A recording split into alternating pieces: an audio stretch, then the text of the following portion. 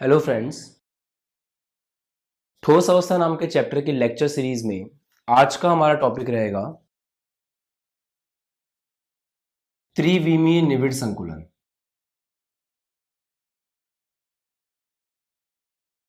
इसके पहले वाले वीडियो में हम लोगों ने एकविमीय निविड़ संकुलन और द्विविमीय निविड़ संकुलन का अध्ययन किया है। तो अगर आपने वो वीडियो नहीं देखा है तो एक बार उसको देख लें ताकि आपको ये वीडियो बेहतर समझ में आए। दोस्तों, एकविमीय निविड़ संकुलन में हम लोगों ने किसी भी एक अक्ष को लेकर अवयवी कणों को ठोस गोलों के रूप में मानकर इस तरह से व्यवस्थित किया था एक पंक्ति में कि सारे गोले एक दूसरे को स्पर्श कर रहे थे। तो ये था दोस्तों एकविमीय निविड़ संकुलन। फिर जब हमने द्विविमीय निविड़ संकुलन किया तो द्विविमीय निविड़ संकुलन में हम लोगों ने दो प्रकार देखे, जिसमें से पहला प्रकार था वर्गीय निविड़ संकुलन। उसमें हमने दूसरी पंक्ति को इस तरह से लगाया कि वो पहली पंक्ति के गोलों के ठीक नीचे आए, अर्थात ऐसे। आप देख सकते हैं कि मैं एक गोले के जस्ट नीचे दूसरा गोला रख रहा हूं।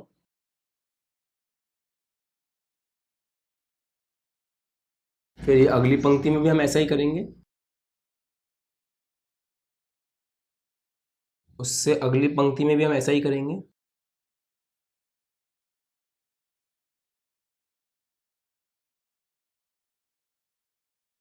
और इस तरह से हमने एक और वीमा को काम में ले लिया और ये बन गया द्विविमीय निविड़ संकुलन। अब दोस्तों, आज हम इस वर्गीय निविड़ संकुलन से सीखने जा रहे हैं कि त्रिविमीय निविड़ संकुलन कैसे बनाएं। देखिए, यह है एक अक्ष, मान लीजिए x हो सकता है, y हो सकता है, z हो सकता है।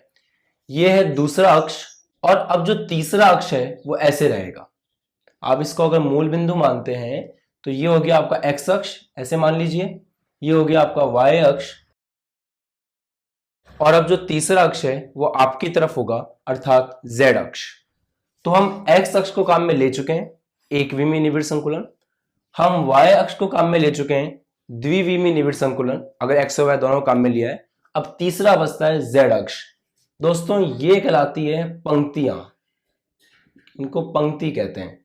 और एक पंक्ति दूसरी पंक्ति इस तरह से आपस में मिलाकर जो चीज बनी है वो है परत। तो हमने पंक्ति के नीचे पंक्ति लगा के जिस व्यवस्था का निर्माण किया है वो है परत। अब अगर मैं z अक्ष को काम में लेता हूं, इस वाले अक्ष को काम में लेता हूं, तो उस केस में मुझे इस परत के ऊपर एक और परत रखनी पड़ेगी। मैं आपको शब्दों से परिचित करा रहा हूं कि जब भी आप एकविमीय निविड़ संकुलन या द्विविमीय निविड़ संकुलन की डेफिनेशन को लिखें तो वहां पे पंक्ति वर्ड काम में लें, और जब भी आप त्रिविमीय निविड़ संकुलन की बात करें तो परत वर्ड काम में लें। तो दोस्तों, इस द्विविमीय वर्ग निविड़ संकुलन के अंदर अब मैं एक और परत लगाऊंगा। और अभी तक हमारा इतिहास ऐसा रहा है कि हमने इस व्यवस्था में हर एक गोले को, नीचे वाले गोले को, उसके अगले गोले को इस तरह से रखा है कि सभी के केंद्र एक ही रेखा के अंदर आए, सभी के केंद्र संरेखित हो। तो इस बार भी हम ऐसा ही करेंगे। अब जो अगली परत हम रखने वाले हैं वो ठीक इस गोले के ऊपर, अगली परत का गोला ठीक इस गोले के ऊपर, अगली परत का गोला ठीक इस गोले के ऊपर, और इस तरह से हम निविड़ संकुलन करेंगे। ये जो बोर्ड पे डायग्राम मैं बना रहा हूं, ये डायग्राम 2 डायमेंशनल डायग्राम है, 2D डायग्राम है। अगर इसका 3D डायग्राम आप देखना चाहें तो वो आपको कुछ इस तरह का दिखेगा। इसमें आप देख सकते हैं कि एक परत के ऊपर दूसरी परत को इस तरह से रखा गया है कि सभी के गोले एक ही रेखा के अंदर संरेखित हैं। तो इस तरह से हम वर्गीय निविड़ संकुलन को त्रिविमीय निविड़ संकुलन में परिवर्तित करते हैं। और दोस्तों, अगर आप इस व्यवस्था को देखें और इस व्यवस्था के 3D डायग्राम को देखें, और उस 3D में से अगर आप उस हिस्से को बाहर निकालें जिस हिस्से से ये पूरा रिपीट हो के बन रहा है, अर्थात एकक कोष्ठिका को बाहर निकालें, तो वो एकक कोष्ठिका घनीय एकक कोष्ठिका होगी, और उसमें भी आद्य एकक कोष्ठिका होगी। फिर से ये जो व्यवस्था है ये 2D डायग्राम है, जो आपको दिख रहा है स्क्रीन पर वो 3D डायग्राम है। इस पूरे डायग्राम को अगर आप देखें और इसमें उस हिस्से की तलाश करें जिससे मिलकर ये पूरा डायग्राम बना है, तो वो हिस्सा ये होगा और ये हिस्सा है आद्य एकक कोष्टिका। अर्थात द्विविमीय वर्ग निविड़ संकुलित परतों से जब हम त्रिविमीय निविड़ संकुलन बनाते हैं तो सरल क्रिस्टल जालक का निर्माण होता है, जिसकी एकक कोष्टिका होती है सरल एकक कोष्टिका अर्थात आद्य एकक कोष्टिका। ठीक बात है। तो अब हम इससे रिलेटेड सारे पॉइंट्स को लिख लेते हैं। दूसरी परत को, पहली परत थी उसके ऊपर हमने रखी दूसरी परत, तो दूसरी परत को पहली परत पर इस प्रकार रखा जाता है कि ऊपरी परत के गोले पहली परत के गोलों के ठीक ऊपर हो। मतलब मैंने इस गोले को ऐसे रखा कि ये रेड वाले गोले जो पहली परत का था उसके ठीक ऊपर आए। सही बात है। उसके बाद इस प्रकार की व्यवस्था में दोनों परतों के गोलों के केंद्र, अब आप अगर इन सब के केंद्र देखें, पहली परत के गोलों के और इसके ऊपर वाली परत के गोलों के देखें और उससे ऊपर वाली परत के गोलों के देखें, तो सभी गोलों के केंद्र क्षैतिज रूप से मतलब सीधी लाइन में और ऊर्ध्वाधर रूप से मतलब इस तरह से वर्टिकल एक रेखा में होते हैं। मतलब वो क्षैतिज रूप में भी एक रेखा में है और वो ऊर्ध्वाधर रूप में भी एक रेखा में है, तो एक रेखा में होते हैं। इसी प्रकार से अन्य परतों को भी रखा जा सकता है। तो हमें यही पैटर्न फॉलो करना है कि एक परत के ऊपर दूसरी परत को ऐसे रखना है कि वो नीचे वाली परत के गोलों के ठीक ऊपर हो।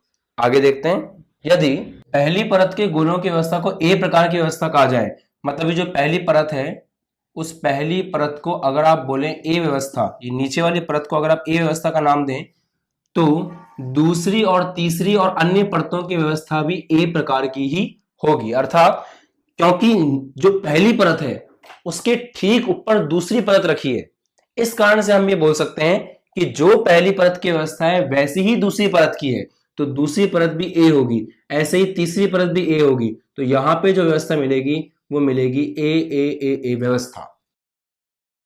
तो इस प्रकार की संरचना बनती है। नेक्स्ट पॉइंट, इस प्रकार से बने जालक को सामान्य घनीय जालक कहते हैं। जैसा आप इस डायग्राम में देख सकते हैं कि ये जो जालक है, अगर इस जालक को त्रिविमा में देखा जाए तो ये घन के रूप में दिख रहा है, सही है, जिसकी एकक कोष्टिका ये वाली है और ये क्या है, ये है आद्य एकक कोष्टिका।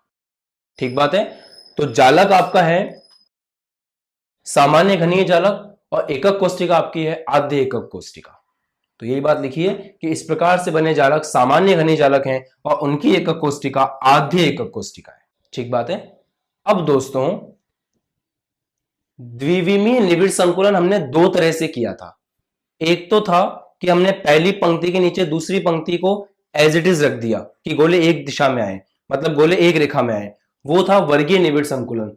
दूसरा हमने पहली पंक्ति के अवनमनों में रखा था जिससे बना था षटकोणीय निविड़ संकुलन। अब हमको षटकोणीय निविड़ संकुलन के त्रिविम निविड़ संकुलन का अध्ययन करना है। तो शुरू करते हैं। द्विविमीय षटकोणीय निविड़ संकुलित परतों से त्रिविमीय निविड़ संकुलन। तो पहले षटकोणीय निविड़ संकुलन को बनाते हैं।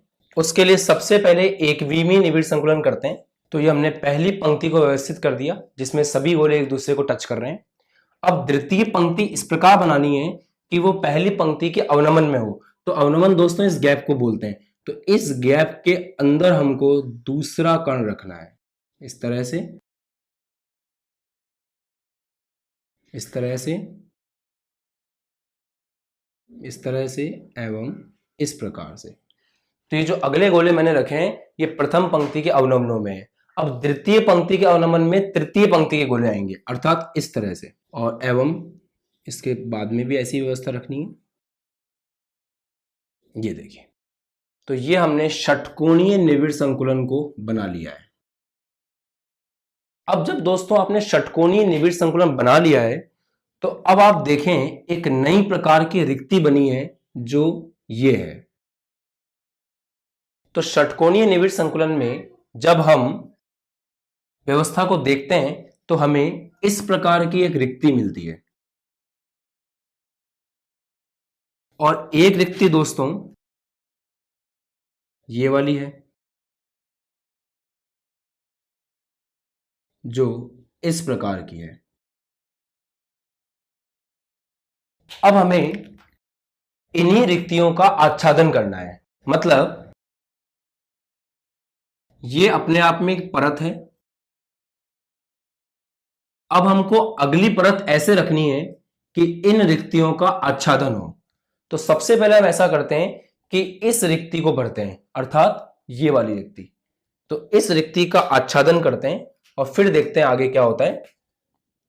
तो इस रिक्ति का आच्छादन करने के लिए मैंने एक गोला ऐसे रखा, इस रिक्ति का आच्छादन करने के लिए मैंने एक गोला ऐसे रखा, इस रिक्ति का आच्छादन करने के लिए मैंने एक गोला ऐसे रखा। इस तरह से मैं व्यवस्था को आगे बढ़ाता हूं।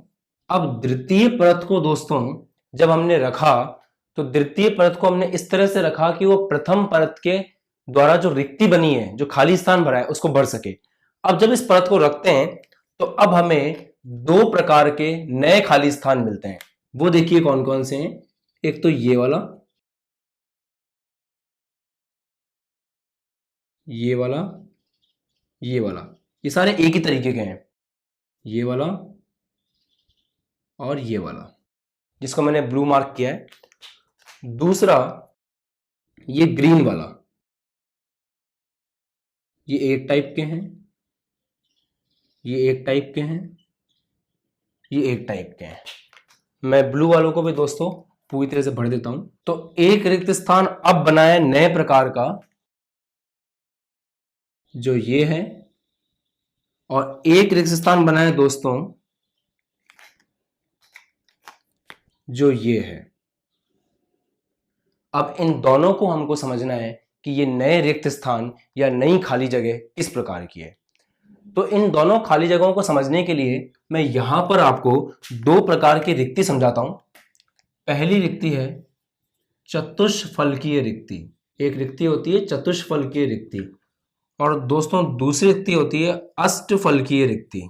ध्यान से देखें, चतुष्फलकीय रिक्ति चार गोलों से मिलकर बनने वाली रिक्ति है। अर्थात चार गोले हैं आपके पास, एक, दो, तीन। तीन गोले इस तरह से रखें और एक गोला आपने इनके ऊपर इस प्रकार से रख दिया। तो अब बीच में जो रिक्ति बनी है उस रिक्ति का नाम होगा चतुष्फलकीय रिक्ति। अगर आप इस 2D डायग्राम में नहीं समझ पा रहे हैं तो आपकी स्क्रीन पर एक 3 डायमेंशनल डायग्राम भी आ रहा है। इस डायग्राम में आप देखिए, नीचे तीन गोले हैं, उसके ऊपर एक गोला रखा है इस प्रकार से, आप यहां भी देख सकते हैं। तो उन तीन गोलों के ऊपर जो एक गोला रखा है उससे बीच में एक खाली स्थान बना है दोस्तों, उस खाली स्थान को हम बोलते हैं चतुष्फलकीय रिक्ति। अगर आप इस प्रकार की रिक्ति को इसमें ढूंढना चाहें तो वो ये ब्लू वाली है या फिर ये ग्रीन वाली है, चेक कीजिए। देखिए ब्लू वाली में तो ऐसा नहीं है, ब्लू वाली के अंदर तो तीन के ऊपर एक जैसा पैटर्न नहीं मिल रहा। बट अगर आप ग्रीन वाली रिक्ति को देखें, आप ऐसा करें, जिसको मैंने मार्क किया है इसी ग्रीन वाली रिक्ति को देखें, तो इसमें ये ब्लैक वाला कण एक और ये रेड वाला कण दो, ये रेड वाला तीन, ये रेड वाला चार। तो यहां पे कितने कण हो गए? चार कण हो गए। मैं इसको अगर बनाऊं तो अपन इसके हिसाब से साथ साथ चेक करते हैं। तो जिस गोले की मैं बात कर रहा हूं वो गोला ये वाला है, ध्यान से देखें, ये वाला गोला। तो इस गोले को मैं यहां बना देता हूं। तो मैंने इस गोले को बनाया। अब इसके ऊपर तीन गोले हैं, ध्यान से देखिएगा कौन कौन से। एक तो ये रेड वाला, एक ये रेड वाला और एक ये रेड वाला। मैं इन तीनों को बना रहा हूं। तो ये ब्लैक वाला गोला हो गया। इसके ऊपर ये जो रेड वाला गोला है ये ऐसे है, ये रेड वाला गोला ये इस तरह से है, और ये रेड वाला गोला इस तरह से है। और यहां ये जो रिक्ति बन रही है इसमें और इसमें कोई डिफरेंस नहीं है, दोनों सेम है। देखिए आप, एक गोला नीचे तीन गोले ऊपर, चतुष्फलकीय रिक्ति। तीन गोले नीचे एक गोला ऊपर, चतुष्फलकीय रिक्ति। तो यहां पर ये जो रिक्ति बनी है ग्रीन कलर की, ये कौन सी रिक्ति है? ये है चतुष्फलकीय रिक्ति। ऐसे ही ये देखिए, ये वाली भी कौन सी है? चतुष्फलकीय। ये ब्लैक वाला गोला, उसके ऊपर तीन गोले, चार गोलों से मिलकर बनने वाली रिक्ति। इसको देखिए, ये जो ब्लैक वाला पार्टिकल है उसके ऊपर भी एक गोला, दूसरा गोला, तीसरा गोला। तो ये रिक्ति भी कौन सी है? चतुष्फलकीय रिक्ति। दोस्तों आप मेरे साथ साथ डायग्राम्स को ड्रॉ करते जाएं ताकि आपको ये टॉपिक बेहतर समझ में आए। और मैं बार बार टॉपिक्स को बार बार एक ही बात को रिपीट इसलिए कर रहा हूं ताकि किसी भी प्रकार का कंफ्यूजन इस वीडियो के बाद में इस टॉपिक को लेकर आपके साथ नहीं रहे। तो आगे देखिए, अब अष्टफल की रिक्ति की बात करते हैं। अष्टफल की रिक्ति में दोस्तों 3 गोले इस प्रकार होते हैं और 3 गोले उसके विपरीत इस प्रकार से होते हैं, और अब बीच में जो रिक्ति बनी है उसका नाम है अष्टफल की रिक्ति। इसका भी 3 डायग्राम आप स्क्रीन पे देख रहे हैं। इसमें आप देख सकते हैं 3 गोले नीचे हैं, 3 गोले ऊपर हैं, अपोजिट डायरेक्शन में है। मतलब अगर मैं नीचे वाले 3 गोलों को जोड़ूं, उनके केंद्र को जोड़ूं तो वो ऐसा दिखेगा, और ऊपर वाले के 3 के केंद्र को जोड़ूं तो वो ऐसा दिखेगा। तो दोनों एक दूसरे के विपरीत हैं, और इस प्रकार जो बीच में रिक्ति बन रही है, खाली जगह बन रही है, उसका नाम है अष्टफलकीय रिक्ति। राइट। अब अगर मैं यहां समझाऊं आपको अष्टफल की रिक्ति, तो ये जो मैंने ब्लू से मार्क किया है ये है अष्टफल की रिक्ति। इस रिक्ति को ध्यान से देखिए, ऊपर 3 गोले हैं लाल कलर के, नीचे 3 गोले हैं ब्लैक कलर के, और उनके बीच की रिक्ति होगी अष्टफल की रिक्ति। इसको मैं अलग से बनाता हूं। तो ये ब्लैक वाला गोला, ध्यान से देखिएगा, ये वाला और ये वाला, 1 2 3। तो इसको बना रहा हूं मैं, ऐसे है। और अगर इसके ऊपर 3 देखें तो 1 2 3,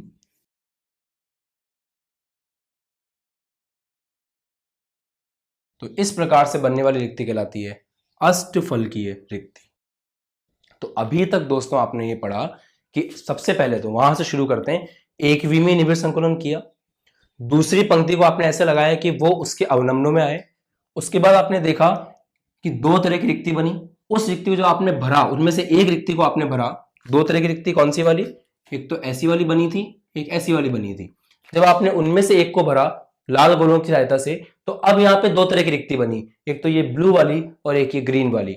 ब्लू वाली रिक्ति को आपने देखा कि 3 गोले नीचे 3 गोले ऊपर विपरीत दिशा में, उसको नाम दिया आपने अष्टफलकीय रिक्ति का। और ग्रीन वाली रिक्ति में 1 गोला नीचे 3 गोले ऊपर, उसको आपने नाम दिया चतुष्फलकीय रिक्ति का। अब दोस्तों अगले स्टेप में हमको चतुष्फल की रिक्ति को भरना है या अष्टफल की रिक्ति को भरना है, ये हमारे पास चॉइस होती है।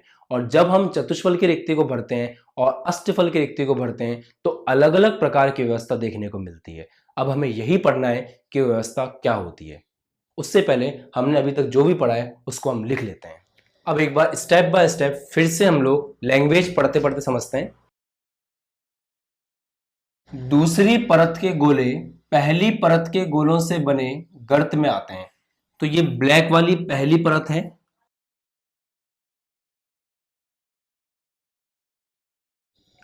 और दोस्तों ये रेड वाली दूसरी परत है।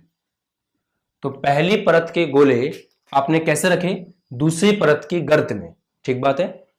षटकोणीय निबिड़ संकुलन में ये है दोस्तों षटकोणीय निबिड़ संकुलन। मैंने 2D डायग्राम वापस ड्रॉ किया है आपके लिए। तो षटकोणीय निबिड़ संकुलन में प्रत्येक परत में, ये एक परत है, इसमें 2 प्रकार की रिक्तियां या खाली स्थान होता है। 2 प्रकार की रिक्तियां कौन कौन सी है, ध्यान से देखें। एक रिक्ति है ऊपर वाली जिसका मुंह ऊपर की तरफ है, अपन ने पहले डिस्कस किया था, और एक रिक्ति है नीचे वाली जिसका मुंह नीचे की तरफ है। ये नीचे वाली हो गई, और जो मैंने ये बनाई है ये ऊपर वाली है। ये 2D के अंदर ही 2 रिक्तियां हैं। तो एक पंक्ति में त्रिकोण का शीर्ष ऊपर की ओर होता है। आप देखो इस पूरी पंक्ति में त्रिकोण का शीर्ष ऊपर की तरफ है, तथा दूसरी में नीचे होता है। तो ये दूसरी वाली जो पंक्ति है इसमें नीचे की तरफ है। इन 2 त्रिकोणीय रिक्तियों की बात हो रही है इस लैंग्वेज में। आगे, जब प्रथम परत की रिक्तियों को दूसरी परत के गोलों द्वारा भरा जाता है, जब इस तरह की रिक्तियों को हम इन गोलों से भरेंगे तो हमें 2 नई प्रकार की रिक्तियां मिलेंगी, एक तो चतुष्फल की रिक्ति और एक अष्टफल की रिक्ति। इस रेड वाले गोलों से मैंने इसी रिक्तियों को भरा तो मुझे 2 नई रिक्ति मिली, एक तो ये ब्लू वाली और एक ये ग्रीन वाली। ब्लू वाली है अष्टफल की, ग्रीन वाली है चतुष्फल की है। इस ग्रीन वाली में क्या हो रहा है, एक गोले के ऊपर 3 गोले हैं, एक गोले के ऊपर 3 गोले हैं, 4 गोलों से बनने वाली रिक्ति चतुष्फलकीय रिक्ति। इसमें क्या हो रहा है, 3 गोले ऊपर 3 गोले नीचे, 3 रेड वाले ऊपर 3 ब्लैक वाले नीचे, तो इस प्रकार से बनने वाली रिक्ति कहलाती है अष्टफलकीय रिक्ति, और ये रिक्ति बनती है 6 गोलों से मिलकर। अब हम तीसरी परत रखेंगे, एक बार चतुष्फलकीय पर मतलब इन ग्रीन वाली पर, और एक बार अष्टफलकीय पर, और रख के देखेंगे कि क्या होता है। तो शुरू करते हैं। अब दोस्तों हम स्टेप बाय स्टेप वापस से एक बार देखकर इसको कंप्लीट करते हैं। ये आपका था षटकोणीय निबिड़ संकुलन। पहली पंक्ति के नीचे दूसरी पंक्ति उसके अवनमनों में, दूसरी पंक्ति के अवनमनों में तीसरी पंक्ति, और तीसरी पंक्ति के अवनमन में चौथी पंक्ति। पंक्ति 1 2 3 4 इनसे मिलकर बनी परत 1। जब परत 1 के ऊपर परत 2 को रखा तो इस परत में कौन कौन सी रिक्ति थी, त्रिकोणीय ऊपर वाली, एक है त्रिकोणीय नीचे वाली, ये त्रिकोणीय ऊपर वाली, त्रिकोणीय नीचे वाली। इनमें से इसको भरा, इसको भरेंगे तो भी वही मिलेगा आपको, इसको भरा रेड वाले गोलों से, और उससे बनी परत 2। जब परत 1 को परत 2 के ऊपर रखा, आप साथ साथ वीडियो को पॉज करके अपने हाथों से इन सभी को ड्रॉ कर सकते हैं, और अगर आप इनको साथ साथ ड्रॉ करेंगे तो आपको ये टॉपिक एकदम क्रिस्टल क्लियर हो जाएगा। तो पहले षटकोणीय निबिड़ संकुलन बनाएं, इन रिक्तियों को भरें। इन रिक्तियों को जब मैंने लाल गोलों से आच्छादित किया तो 2 प्रकार की रिक्ति बनी, एक तो ये ब्लू वाली और एक ये ग्रीन वाली। ब्लू वाली को देखोगे तो ये 6 गोलों से मिलकर बनी है, 1 2 3 4 5 6। इसको हमने नाम दिया अष्टफलकीय, तो ब्लू वाली है अष्टफलकीय। ग्रीन वाली 4 गोलों से मिलकर बनी है, एक ही नीचे ब्लैक वाला और ऊपर ये रेड, 3 गोले रेड वाले, तो ये हो गई आपकी चतुष्फलकीय रिक्ति। सही बात है। अब तीसरी परत को हम 2 तरह से रख सकते हैं, या तो इस अष्टफलकीय के ऊपर रख दो या फिर इस चतुष्फलकीय पे रख दो। तो तीसरी परत को इस दूसरी परत के ऊपर हम 2 प्रकार से रख सकते हैं। एक तो हम इस अष्टफलकीय रिक्ति को आच्छादित करें, या फिर हम इस चतुष्फलकीय रिक्ति को आच्छादित करें। तो इसीलिए इसके 2 वर्जन मैंने बना लिए। एक में मैंने सिर्फ चतुष्फलकीय रिक्ति को दिखाया है, और दूसरे में मैंने सिर्फ अष्टफलकीय रिक्ति को दिखाया है। अब दोस्तों जब मैं इसके ऊपर तीसरी परत के गोले रखूंगा तो ये डायग्राम बिगड़ जाएगा। तो यहां तक आप मेरे साथ साथ बना लें, वीडियो को पॉज कर दें, और जब आपका इतना रेडी हो जाए तो वापस से प्ले करके मेरे साथ तीसरी परत के गोले रख लें। ये मेरी एडवाइस है आपको वीडियो को अच्छे समझने की। अब यहां मैंने मार्क किया है चतुष्फलकियों को इस जगह पे, और यहां मार्क किया अष्टफलकियों को। ध्यान से देखें, अगर इस परत को मैं ए का नाम दूं तो ये परत बिल्कुल अलग है, तो इसको मैं बी का नाम दे सकता हूं।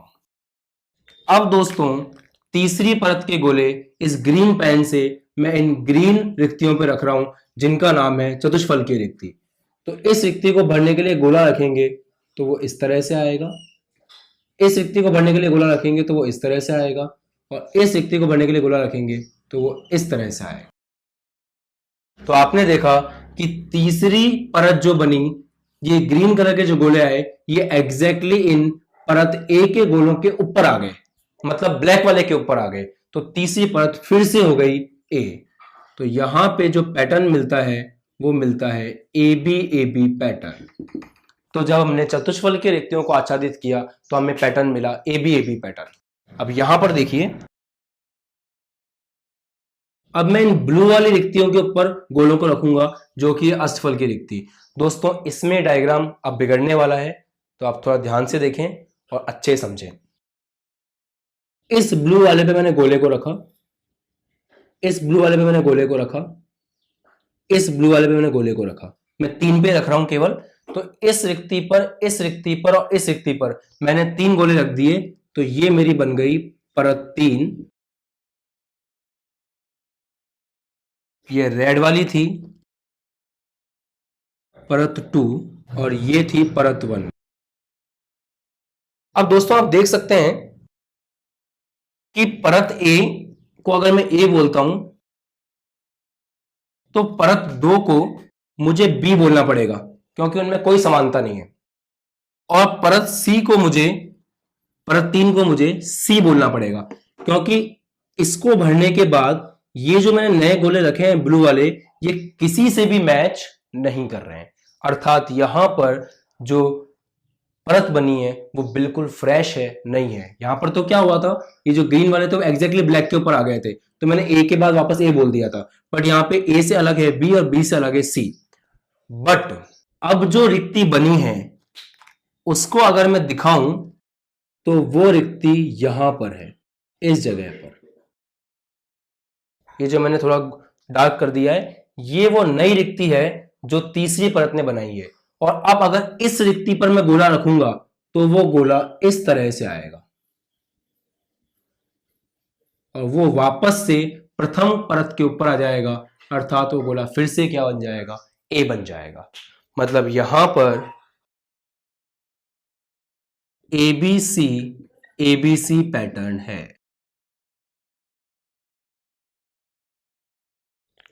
तो दोस्तों इस प्रकार से आपने सीखा कि अगर आप चतुष्फलकीय रिक्ति का आच्छादन करते हैं तो तीसरी परत वापस से पहली परत जैसी बन जाती है, एबी पैटर्न।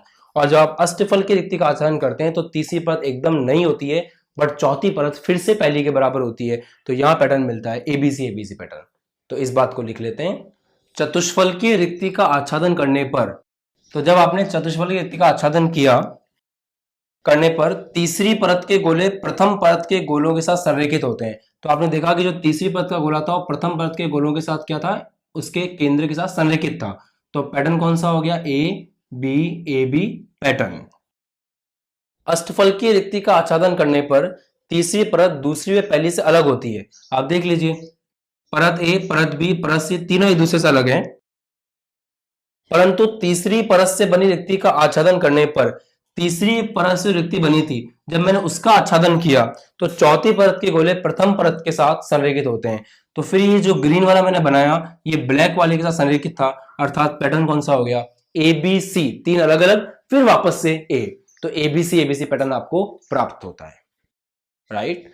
तो ये हमने दोस्तों समझा कि किस तरह से हम द्विविमीय निबिड़ संकुलन से त्रिविमीय निबिड़ संकुलन को अंजाम देते हैं।